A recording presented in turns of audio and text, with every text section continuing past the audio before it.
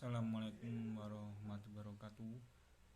Perkenalkan, nama saya Bernadi Setiawan. NIM saya 2120007, asal Sleman, Yogyakarta. Makanan kesukaan saya telur dadar. Di sini saya akan melihat 5 pertanyaan terkait pengembangan kurikulum. Pertanyaan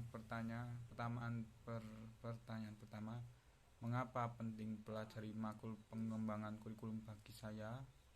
Kemudian pertanyaan yang kedua, mengapa penting belajar ini untuk saya?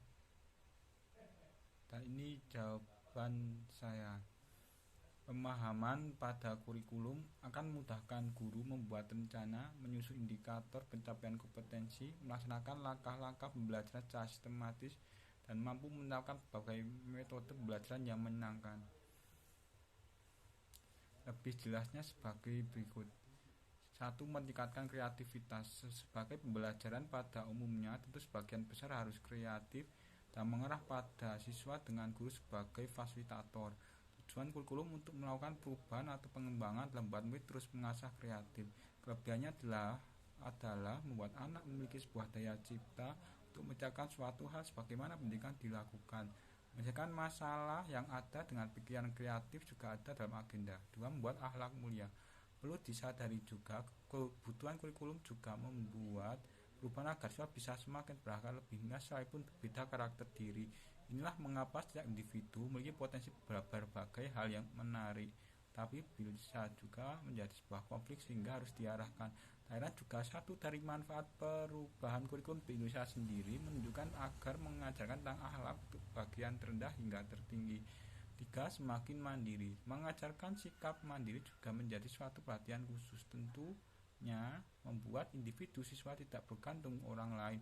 Itulah mengapa dalam proses ujian kurikulum dibutuhkan dalam mengajar agar para siswa bisa lebih percaya diri dan tidak mencontek. Dengan mengasah sisi mandiri dalam diri, tentunya setiap murid mampu melaksanakan berbagai hal sendiri tanpa harus terus bergantung. Yang keempat, lebih beriman. Nyatanya bagian tidak kalah penting adalah membuat agar iman para siswa semakin baik dan terus bertawakal kepada Tuhan Yang Maha Esa. Hal ini juga sebagai dasar supaya dalam membangun sumber daya manusia dari para siswa sejak dini sesuai dengan seharusnya. Apalagi setiap pendidikan tentu saja akan diberikan pembelajaran mengenai Pancasila sebagai dasar dari negara ini. 5. Tanggung jawab. Sisi cukup baik juga berasal dari manfaat pengembangan kurikulum adalah membuat setiap anggota dalamnya semakin bertanggung jawab. Dengan bisa bertanggung jawab, nantinya juga akan meningkatkan beberapa aspek lain di mana salah satunya menjadi lebih demokratis. Selain itu, siswa juga bisa menyampaikan pendapat serta berani untuk melakukan sesuatu yang benar. Nampaknya manfaat pengembangan kurikulum sangat baik untuk beberapa aspek. Melihat siswa masa kini semakin pintar. Selain itu, proses dalam pengaruh kurikulum memang tidak langsung terlihat, tetapi dapat dirasakan secara jangka panjang. Pastinya melatih agar siswa semakin menonjolkan sisi positif menjadi tujuan utama dari melakukan sebuah perubahan maupun pengembangan kurikulum. 3. Kurikulum merdeka. Lebih sederhana. Terus pertanyaan yang ketiga, apa 3 keunggulan kurikulum di Indonesia? Maka ini jawabannya. Lebih sederhana tapi mendalam. Kita contohkan kurikulum merdeka. Lebih sederhana tapi mendalam. Alasan pertama adalah mata pelajaran yang dianggap hanya mata pelajaran yang esensial saja, sehingga pembelajaran bisa lebih mendalam dan bermanfaat. Dengan itu diharapkan bisa meningkatkan kompetensi peserta didik dan menciptakan pembelajaran yang menyenangkan. B. Lebih merdeka. Peserta didik di jenjang SMA sudah sepertinya merasa lebih merdeka, yaitu karena tidak adanya sistem pemilihan seperti pada kurikulum sebelumnya. Peserta didik diberi kebebasan untuk memilih kelompok mata pelajaran sesuai dengan minat serta bakatnya. Tidak hanya itu, setiap sekolah juga diberi kebebasan untuk mengembangkan kurikulum yang sesuai dengan kondisi dan perkembangan peserta didiknya. C. Lebih relevan dan interaktif. Salah satu pembelajaran yang ditekan pada kurikulum merdeka adalah pembelajaran berbasis proyek, sehingga pembelajaran bisa berjalan interaktif. Pembelajaran semacam ini bisa meningkatkan kemampuan berpikir kritis peserta dan menumbuhkan perilaku yang mencerminkan profil pelajar Pancasila. Pertanyaan yang keempat, sebutkan 3 hal yang perlu diperbaiki dalam kurikulum di Indonesia. Maka jawabannya sebagai berikut. Dalam kurikulum Merdeka ada 3 kekurangan. A. Persiapannya belum matang. Kurikulum Merdeka baru diberikan oleh Kementerian Pendidikan, Kebudayaan, Riset dan Teknologi pada tahun 2021. Kurikulum baru ini dinilai masih belum matang persiapannya, sehingga diperlukan pengkajian dan evaluasi yang lebih mendalam agar penerapannya efektif dan tepat. B. Sistem yang belum terencana dengan baik. Kurikulum Merdeka akan mulai tahun ajaran 2022 per 2023, tapi pada bagian prosedur pelaksanaan pendidikan dan pengajaran masih minim pembahasan mengenai upaya peningkatan kualitas pendidikan di Indonesia. Oleh karena itu, kurikulum ini dinilai belum menuju pada sistem pendidikan dan pengajaran yang berencana dengan baik. C. Kurangnya sumber daya manusia. Kurikulum Merdeka yang baru diluncurkan ini memerlukan sosialisasi dan persiapan yang matang agar punya sistem yang terstruktur dengan baik. Selain itu, kurikulum ini juga memerlukan SDM yang matang, itu tenaga pendidik yang cakap agar pengembangan agar pelaksanaan kurikulum dapat berjalan lancar.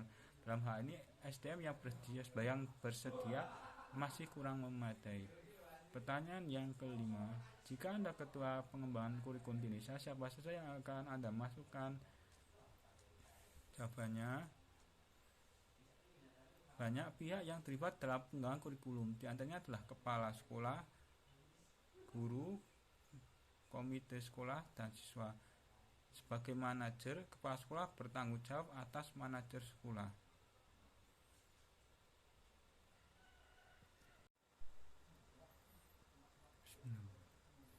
Melanjutkan video yang tadi, pertanyaan 5 lebih detailnya begini.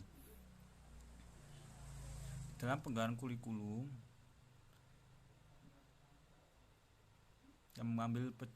yang mengambil keputusan adalah pihak menteri, Direktorat Jenderal, dan kantor dinas.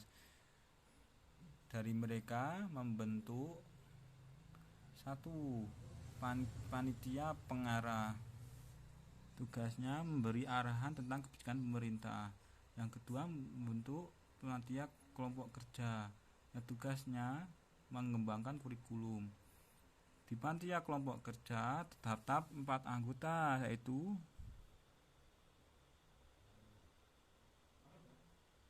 guru senior,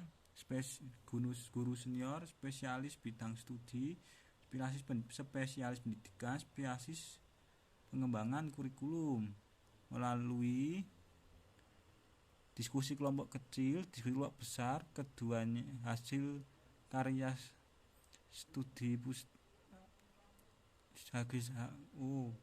hasil karya tapi hasil di pustakas di lapangan, ada sidang pleno, kemudian dibuat dan ada kesimpulan. Sedangkan di sekolah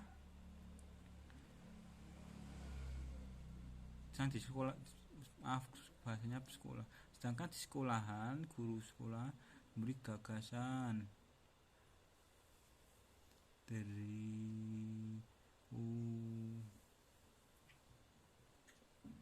itu saja jawaban yang dapat saya sampaikan. Terima kasih. Assalamualaikum warahmatullahi wabarakatuh.